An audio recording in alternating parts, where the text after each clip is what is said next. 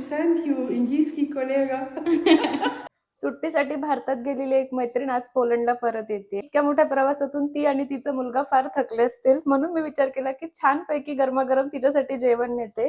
तर इथे मी बनवली आहे मस्तपैकी अंडा करी, चपात्या, भात आणि मला ना तिच्यासाठी थोडाफार भाजीपालाही न्यायचा होता, पण ऑलरेडी ती पोहोचली आणि मला उशीर झालाय निघायला माझ्या घरच्या कामांमुळे. म्हणून मी काय केलं, जे आपल्या घरी होतं ना तेच थोडं थोडं तिच्यासाठी घेऊन जाते. दूध आणि दही तर होतच पॅक आणि पाणी पण. आपल्या घरचेच थोडेफार कांदे, 2च बटाटे उरले होते तर ते 2 बटाटे, थोडंसं लसूण, आलं, कोथिंबीर आणि टोमॅटो. तर चला माझ्यासोबत छानपैकी आपण तिच्या घरी घेऊन जाऊया. मी नेलेलं साहित्य बघून ताईला तर छान वाटलंच, पण तिने इतकं सुंदर गिफ्ट आपल्या युक्रेनी काकूंसाठी आणलं ना ते बघून मला खूप आनंद झाला. आणि तुम्ही युक्रेनी काकूंचे रिॲक्शन नक्की बघा. पुण्यातून युक्रेनियन आजींसाठी आणलाय. Мені? Так. Боже. Мой індійський колега. Дякую дуже індійському колезі за такий презент. Супер.